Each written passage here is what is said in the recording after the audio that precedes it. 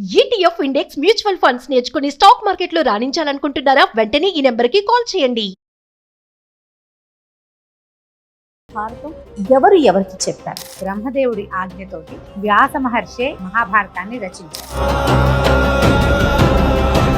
భూమి మీద ప్రచారంలో ఉన్నది 1,00,000 శ్లోకాలు కలిగి 18 పర్వాలు కలిగిన మహాభారతాన్ని మనం చూస్తాం. మొట్టమొదట జనసామాన్యంలో మహాభారతాన్ని చెప్పిన వాడు వైశంపాయనుడు.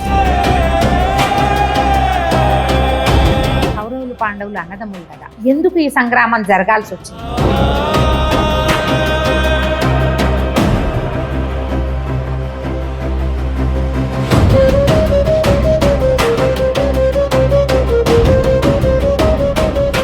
నమస్తే రమగారు. నమస్తే జయ. రమగారు, పురాణ గాథలు ఎన్నిసార్లు చెప్పుకున్నా, ఎన్నిసార్లు చదివినా, ఎన్నిసార్లు విన్నా మళ్ళీ మళ్ళీ మళ్ళీ కొత్తగానే అనిపిస్తుంది. నాకైతే నేను మీ నోటి వెంట ఎన్నిసార్లు వింటానో ఒక్కొక్క స్టోరీని. పర్సనల్గాను వింటాను, ఏదైనా సందర్భం వచ్చినప్పుడు కెమెరా ముందు వింటాను కదా. నాకు ఎన్నిసార్లు విన్నా మీరు చెప్పే దాంట్లో లీనమైపోతాను రమ్మగారు. క్వశ్చన్సే ఉండవు. ఓ మళ్ళీ కొత్తగా అనిపిస్తుంది. వీటిని మళ్ళీ ఇంకొకసారి అందిద్దామండి మన పురాణ గాథలు అన్నింటినీ కూడా. మొట్టమొదటిగా నేను భారతం తీసుకుంటాను. అసలు భారతం ఎవరు ఎవరికి చెప్పారు? ఇందులో కౌరవ పాండవులు అండ్ భీష్ముడు, ఈ మూడు చాలా ప్రత్యేకం. వీరి జననం ఎలా జరిగింది, ఎందుకోసం జన్మించారు, అలా ఏమన్నా మనకి పురాణ గాథల్లో చెప్పటం జరిగిందా? మనకి 4 యుగాలుగా విభజించబడింది మన కాలం. కృతయుగం, దాన్ని సత్యయుగం అంటారు. తర్వాతది త్రేతాయుగం, శ్రీరాముడు జన్మించాడు. తర్వాతది ద్వాపరయుగం, మహాభారత కాలం. ఇప్పుడు మనం ఉన్నది కలియుగం.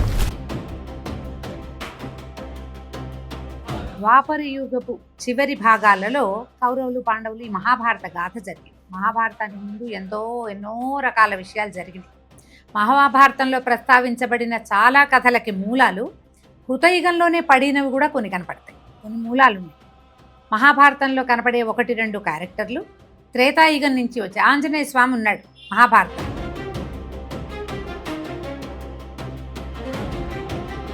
ఈయన ఎక్కడివాడు? ఆ యుగంలో పుట్టల, ద్వాపర యుగంలో పుట్టల, త్రేతాయుగం నాటివాడు. అంటే ముందు యుగపు ఆనవాళ్లు కలిగే ఉన్నాయి. అయితే ఈ చివరి భాగంలో ఈ కలియుగానికి దగ్గరలో ఉండేసరికి కలి ప్రభావంతో కొంతమంది జన్మించారు ఈ మహాభారత కాలంలో. కలి ప్రభావం కొంత కనపడుతుంది. ఇప్పుడు మామూలుగా చూడు, ఏదైనా ఒక 2-3 విషయాల గురించి చెప్పేటప్పుడు మొదటి విషయపు ఎండుకు వచ్చేసరికి రెండో విషయం తాలూకు ఆనవాళ్ళు కొన్ని వస్తూ ఉంటాయి కదా. అవును, కొన్ని గుర్తులు కనపడతాయి. తర్వాత అది ఏం స్టార్ట్ అవబోతోందో అది కనిపిస్తుంది. మనకి ఋతువుల్లో కూడా ఆ తేడా కనపడుతుంది. అట్లాగే ఈ మహాభారతము ఈ ద్వాపర యుగపు చివరి కాలంలో జరిగింది. ఈ చివరి కాలంలో జరగటం వల్ల కలియుగపు పద్ధతులు, విధానాలు కొన్ని అంతా కాదు, కొన్ని ద్వాపర యుగపు పద్ధతులు ఉన్నాయి, చిన్నవి ఇది కలియుగపు లక్షణము అని కనపడేలాంటివి కొన్ని కనిపిస్తాయి. ఇది ఇందులో ఉన్న ప్రత్యేకత. అయితే ఈ మహాభారతాన్ని, ఈ కథ అంతా జరిగిపోయాక కురుక్షేత్ర సంగ్రామం అయిపోయిన తర్వాత కౌరవులంతా మరణించారు. దాదాపుగా 18 అక్షౌహిణుల సైన్యం యుద్ధం చేస్తే 15కు పైగా చనిపోయారు. ప్రముఖులు మిగిలిన వాళ్ళు చాలా తక్కువ మంది, పెద్దవాళ్ళు ఎవరు మిగల. ఇలా మేక అందరూ పోయారు మొత్తం. ఈ పోయిన తర్వాత ఆయన వీళ్ళని పాండవులని గద్దెక్కించాక ఆయన తపస్సు చేసుకోవడానికి వెళ్ళిపోయారు.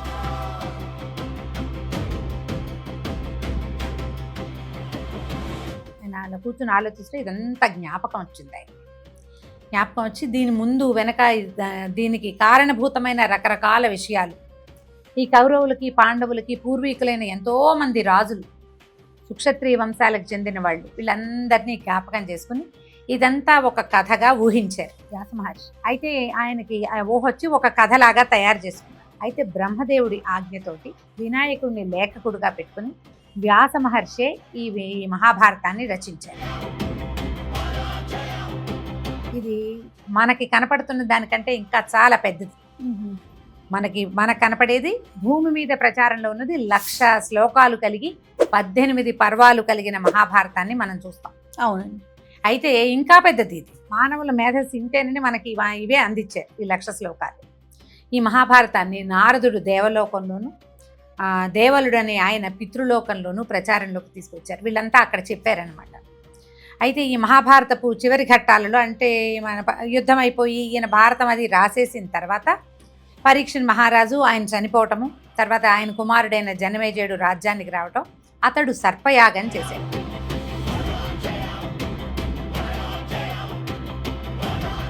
సర్పయాగం కథలు చెప్పుకున్నాం కదా. అవునండి. 4 ఎపిసోడ్లలో సర్పయాగం కథలు ఉన్నాయి మన దగ్గర. ఎవరైనా ఆసక్తి కలిగిన వాళ్ళు ఉంటే సర్పయాగం కథలు తీసుకుని చూడొచ్చు, వినొచ్చు. ఓకే. అయితే ఈ సర్పయాగం ఆగిపోయింది, చివరిలో ఆగిపోయింది. ఈ సర్పయాగం ఆగిపోయిన తర్వాత ఏం చేశారు, ఇక అది ఆగినా ఈ వచ్చిన వాళ్ళందరూ ఋత్వికులు చాలా మంది వచ్చారు. యాగం చూడడానికి వచ్చిన వాళ్ళందరికీ జనమేజయుడు విస్తారంగా దానాలు ధర్మాలు చేశాడు. ఆ సమయానికి వ్యాస మహర్షి కూడా అక్కడికి వచ్చారు తన శిష్యులతో సహా. అప్పుడు జనమేజయుడు ఆయన అడిగాడు అనమాట, మహర్షి అసలు ఇది ఎట్లా జరిగింది? కౌరవులు పాండవులు అన్నదమ్ములు కదా, ఎందుకు ఈ సంగ్రామం జరగాల్సి వచ్చింది?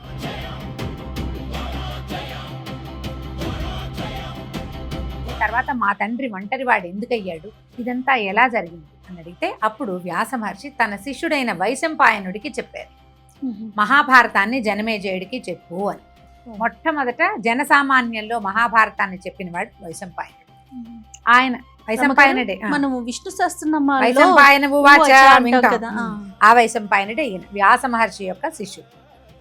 అయితే ఆయన జనమేజయుడికి సాంగంగా మహాభారతాన్ని చెప్పారు. ఎవరెవరు ఎక్కడెక్కడ ఎప్పుడెప్పుడు ఎలా పుట్టారు,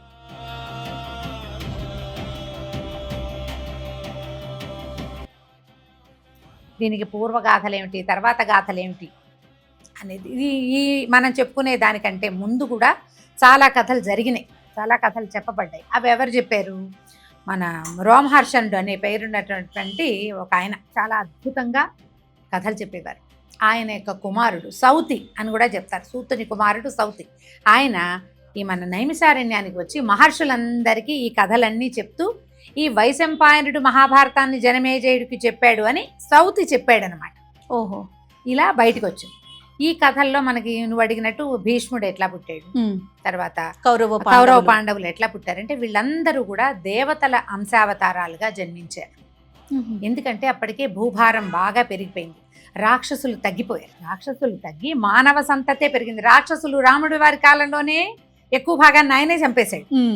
జనస్థానంలో 14,000 మందిని చంపాడు, కరదూషణాదుల్ని చంపేశాడు, మారీచు సుబాహుల్ని చంపాడు, తాటకి ఆయనే వధించాడు, విరాతుడు కబంధుడు వాళ్ళందరినీ ఆయనే సంహరించాడు. అక్కడి నుంచి యుద్ధం చేసినప్పుడు ఈ లంకా నగరంలో ఉన్న ఎన్నో కోట్ల మంది రాక్షసుల్ని ఆయనే సంహరించాడు. భూమి మీద రాక్షస సంతతి చాలా తగ్గిపోయింది. ఈ తర్వాత ఈ ద్వాపర యుగం వచ్చేసరికల్లా మానవులుగానే జన్మించారు వాళ్ళల్లో కొంతమంది. ఈ జన్మించిన వాళ్ళు ఎవరు? కృతయుగంలో శాపం పొంది విష్ణుద్వేషులుగా జన్మించిన విష్ణు భక్తులైన జయ విజయులు కృతయుగంలో హిరణ్యాక్ష హిరణ్యకశిపులుగా పుడితే, మన త్రేతాయుగంలో రావణ కుంభకర్ణులుగా పుట్టి వాళ్లే మానవ రూపంలో శిశుపాల దంతవక్తులుగా ఈ సమయంలో పుట్టారు ద్వాపరయుగం. ఇప్పుడు రాక్షసులే మనుషులుగా పుట్టేశారు. మరి మిగిలిన రాక్షసులకి ఇంకా భూమి మీద మమత తీరని ఎంతో మంది రాక్షసులు చాలామంది, వాళ్ళందరూ తమ తమ అంశాలతోటి జన్మించారు. దేవతలు కూడా తమ అంశాలతోటి జన్మించారు. వాళ్ళని చంపటానికి వీళ్ళు, లేదా భగవంతుడు వీళ్ళందరినీ సంహరింపజేస్తాడు లేదా సంహరిస్తాడు ఆయనకి సహాయం చేయటానికి. ఇలాంటి ఐడియాలజీతో బ్రహ్మదేవుడి ఆజ్ఞ చొప్పున భగవంతుడి ఆజ్ఞతోటే ఎంతోమంది దేవతాంశలతోటి రాక్షసాంశలతోటి జన్మించారు. మన మహాభారతపు కాలంలోనే శ్రీకృష్ణ పరమాత్మ జననం. ద్వాపర యుగంలో కృష్ణుడు జన్మించాడు. ఎప్పుడు ధర్మరాజు వాళ్ళు పుట్టిన తర్వాత కృష్ణుడు పుట్టాడు. మళ్ళీ వీళ్ళు ఎవరెవరో కాకుండా ధర్మరాజాదులకి స్వంత మేనమామ కుమారుడుగా జన్మించాడు కృష్ణుడు. ఈయన తన చిన్నతనంలో కొన్ని 100 మంది రాక్షసుల్ని సంహరించాడు.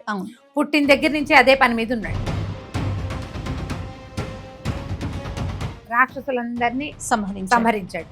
తర్వాత కలి ప్రభావంతో జన్మించిన వాళ్ళని, ఈ కలియుగపు ఆనవాళ్లు కలిగి ఉన్న వాళ్ళని, కొంత రాక్షసాంశలు కలిగిన వాళ్ళని, లేదా రాక్షస సంతతిగా జన్మించిన వాళ్ళని, వీళ్ళందరినీ ఆయన తను స్వయంగా చంపకుండా పాండవులతోటి చంపించాడు. ఇదే మొత్తం మహాభారత గాథ. ముందంతా తను చంపగలిగినంత మందిని చంపాడు. తర్వాత తను పక్క నుండి ఒక్కొక్క చోట ఎక్కడెక్కడ ఈ వధ జరగవలసి ఉందో భీముడు హిడింబాసురుణ్ణి సంహరించాడు.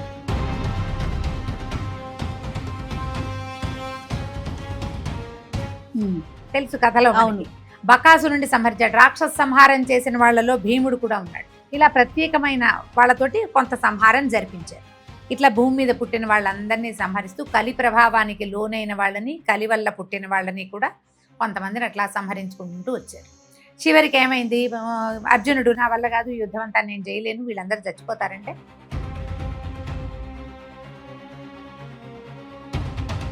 ధర్మ సంస్థాపన కోసం యుద్ధం చేయాలి, నీ పని నువ్వు చెయ్యి అని బోధించిన భగవద్గీత కూడా మనం మహాభారతంలోనే చూస్తాం. మనం ఎంతో ప్రత్యేకంగా చెప్పుకునేటువంటి విష్ణు సహస్రనామం కూడా మహాభారత కాలంలో జరిగింది. భీష్ముల వారు చెప్పిందే కదా. అవును. భీష్మ ఉవాచ, వైశంపాయన ఉవాచ, ఇన్ని ఉవాచలు తెలుస్తాయి. ఉవాచ అంటే అదేమిటో శ్లోకంలో భాగం కాదు, భీష్మ పితామహులు చెప్పారు, వైశంపాయనుడు చెప్పాడు, భగవంతుడు చెప్పాడు, అర్జునుడు చెప్పాడు, వాళ్ళు మాట్లాడారు. ఇదంతా సందర్భం. ఈ సందర్భం ప్రకారం మహాభారతం నడిచింది. అయితే వీళ్ళల్లో మహాభారతంలో ప్రధానమైన వాళ్ళు భీష్ముడు. అయితే భీష్ముడి తండ్రి శంతనుడు వీళ్ళకి ఆద్యుడుగా కనపడతాడు. ఇంతకంటే ముందు తరాలలో ఉన్నటువంటి కురువు అనే రాజుగారి వంశంగా వీళ్ళ కురు వంశము కౌరవులు అంటారు. పాండురాజు యొక్క కుమారులు కాబట్టి వాళ్ళ 5గురిని పాండవులు అంటారు. వీళ్ళు ఎలా పుట్టారో మనం ఒక సింప్లిఫైడ్ వెర్షన్లోనే చెప్పుకుందాం. ఈ భీష్ముడి జననానికంటే ముందు, ఆయన తండ్రి యొక్క జననానికంటే ముందు ఏం జరిగిందంటే, ఇక్ష్వాకు వంశానికి చెందిన మహాభీషుడు అనేటువంటి ఒక రాజుగారు, చక్రవర్తి, ఆయన ఎన్నో అశ్వమేధాలు, యజ్ఞాలు అన్నీ చేసి స్వర్గాన్ని పొందాడు. అయితే ఈ స్వర్గంలో ఉన్న పెద్దవాళ్ళు, స్వర్గాది దేవతలు అందరూ కలిసి బ్రహ్మదేవుడిని చూడబోయారు. సత్యలోకంలో బ్రహ్మదేవుడి ఆస్థానానికి వెళ్ళారు. వెళ్ళినప్పుడు ఆ సమయంలో గంగాదేవి కూడా అక్కడికి వచ్చిందట. వస్తే అందరూ దేవతలు అందరూ కూర్చున్నారు. ఈవిడ లోపలికి వచ్చింది. పెద్ద పెనుగాలి వీచిందట. వీచేసరికల్లా గంగాదేవి వస్త్రం తొలగిపోయింది ఆమె ఒంటి మీద నుంచి. దేవతలందరూ తలదించుకున్నారు. ఎవ్వరూ ఆమె కేసు చూడలే. కానీ మహాభీషుడు మాత్రం పరమాసక్తితో ఆమె వైపు చూసి, మానవుడు స్వర్గానికి వెళ్ళిన తర్వాత చూడండి చూసేసరికల్లా బ్రహ్మదేవుడికి కోపం వచ్చింది.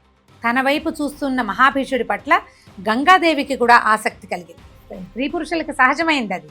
కానీ వాళ్ళు ఉన్న సమయాలు చూసుకోవాలి కదా, సమయం చూసుకోవాలి. బ్రహ్మదేవుడికి కోపం వచ్చి, నువ్వు మళ్ళీ మానవుడిగా జన్మించమని మహాభీషుడిని శపించాడు బ్రహ్మదేవుడు. ఈమెను కూడా, గంగాదేవిని కూడా మానవకాంతగా ప్రవర్తించావు, నువ్వు మానవకాంతగా వెళ్ళు కొంతకాలం అని ఆమె కూడా శాపం అయ్యింది. అయితే ఈ మానవకాంత గట్టిగా అనలా, కానీ ఆమె మానవకాంతగా జన్మించవలసిన అవసరమే, ఆమెకు మహాభీషుడు కావాలి. సరే, మహాభీషుడు పరిపరి విధాలుగా బ్రహ్మదేవుడిని ప్రార్థించి, నన్ను ఎవరో ఒకళ్ళ దగ్గర జన్మించేలాగా చెయ్యొద్దు, భూలోకంలో కురువంశానికి చెందిన ప్రతీపుడు అనే అద్భుతమైన రాజు ఉన్నాడు, అతని కడుపున అతని గర్భవాసాన్ని జన్మించేలాగా వరం ఇవ్వమని కోరుకుని ఆ వరాన్ని పొందాడు. మహాభీషుడు ప్రతీపుడికి జన్మించబోతాడు. అయితే ఈ గంగాదేవి అతని మీద వ్యామోహంతో ఆలోచించుకుంటూ వెళ్తుంటే ఆమెకి దీనవదనాలతో అష్టవసువులు అని 8 మంది వసువులు కూడా దేవతలు వీళ్ళు. 8 మంది అన్నదమ్ములు వాళ్ళు ఎదురుపడి చాలా ఇదిగా ఉన్నారు. అప్పుడు వాళ్ళు ఏమో చెప్పారంటే, అమ్మ, మా వశిష్ఠుని శాపం వల్ల మేము భూలోకంలో జన్మించడానికి పోతున్నాం. ఈ భూలోక జననం అంటే పుట్టి మరణించాలి, బతికాలగా కొంతకాలం. ఈ మానవ జీవితాలు మా వల్ల కాదు. నువ్వు ఎలాగూ భూలోకంలో జన్మిస్తావు, మహాభీషుడు ప్రదీపుడి గర్భాన జన్మిస్తాడు, నువ్వు అతన్ని వివాహం చేసుకో, మేము 8 మంది నీ గర్భాన పుడతాం. ఓహో, మమ్మల్ని పుట్టగానే గంగలో పడేసి చంపేసి మేము పుట్టిన శాపము తీరిపోతుంది, మా దారిని మేము మా వసులోకాలకి చేరిపోతామని బతిమలాడారు. ఆ మంది, అయ్యో మరి నాకు దీర్ఘాయుష్మంతుడు బలశాలి అయిన కుమారుడు కావాలనుంది, ఎలాగూ నేను మానవ జన్మెత్తితే నాకు అట్లాంటి అద్భుతమైన కుమారుడు కావాలి అనేసరికల్లా వీళ్ళు ఏమన్నారు, అయితే ఒక పని చెయ్యి, మాలో చివరివాడైన ప్రభాసుడు, నిజానికి పెద్ద శాపం అతనిది, అసలు వశిష్ఠుడికి కోపం తెప్పించిన వాడు అతడు, కాబట్టి అతన్ని నువ్వు అట్టే పెట్టుకో, ఆఖరి వాడిని నువ్వు ఉంచుకోమా, మమ్మల్ని మాత్రం పుట్టగానే చంపేసి జన్మిస్తాం. మానవ గర్భంలో అంటే గర్భవాసంలో 9 నెలలు మాతృగర్భవాసం చేయాలి, 10వ నెలలో పుట్టాక ఆకాశం చూస్తే మానవుడు జన్మెత్తినట్టే, తీసుకుపోయి గంగలో పడేస్తే మాలో మరణించి మా లోకాలకి మేము వెళ్ళిపోతామని అడిగారు. ఆమె ఒప్పుకున్న తర్వాత ఈ ప్రతీపుడికి కుమారుడుగా శంతనుడు పేరుతోటి మహాభీషుడు జన్మించాడు. ఈ ప్రతీప మహారాజు ఒకసారి, ఆయన చాలా గొప్ప రాజు, ఏం చేశాడట, గంగా తీరంలో కూర్చున్నాడు. అయితే ఈ గంగాదేవి మానవ స్త్రీ రూపంలో వచ్చి ఆయన కుడితోడ మీద కూర్చుంది. ఆయన హాస్పిటల్ వేసుకుని జపం చేసుకున్నారు, కూర్చుని నన్ను వివాహం చేసుకోమని అడిగేసరికి ఆయన ఏమన్నాడు, అమ్మా, నేను వివాహితుణ్ణి, ఏకభార్య ఉద్దేశంలో ఉన్నవాడిని, నేను ఏకపత్ని వ్రతుని, మళ్ళీ వివాహాలు అవి నేను చేసుకోను, కాకపోతే భార్య అయిన వాళ్ళు ఎడమ తోడ మీద కూర్చోవాలి, నువ్వేమో కుడితోడ మీద కుమారులు కూర్చునే చోట కూర్చున్నావు, కాబట్టి నువ్వు నా కుమారుణ్ణి వివాహం చేసుకుందుగా. నా కుమారుడు పుట్టాక అతన్ని వివాహం చేసుకునే ఏర్పాటు నేను చేస్తాను అని చెప్పాడు. గంగాదేవి వెళ్ళిపోయి కొంతకాలానికి ఈ మహాభిషుడు ప్రతీపుడు అనే మహారాజు గారికి పుట్టాడు. ఆ పుట్టిన కుమారుడికి శంతనుడు అని పేరు పెట్టారు, తెలిసిందే కదా. అయితే ఈ శంతన మహారాజు కొంతకాలానికి పెద్దవాడైన తర్వాత ప్రతీప మహారాజు తను భార్యతో కలిసి అడవులకు వెళ్ళిపోతూ రాజ్యం ఆయనకు అప్పచెప్పి, నాయన గంగా తీరంలో ఒక యువతిని చూశాను, ఆమె నా కోడలు కావాలని నా కోరిక, ఏ ప్రశ్నలు వేయకుండా ఆమెను వివాహం చేసుకో, ఆమె కనుక నీకు కనపడితే ఆమె కోరిన కోరిక తీర్చు అని చెప్పి. ఎట్లా ఈ శంతన మహారాజు గంగాదేవిని వివాహం చేసుకున్నాడు, ఆమె కోరికలు ఆయన ఏం తీర్చాడో మనం వచ్చే భాగంలో విందాం. తప్పకుండా రమ్మగారు. నమస్తే. నమస్తే.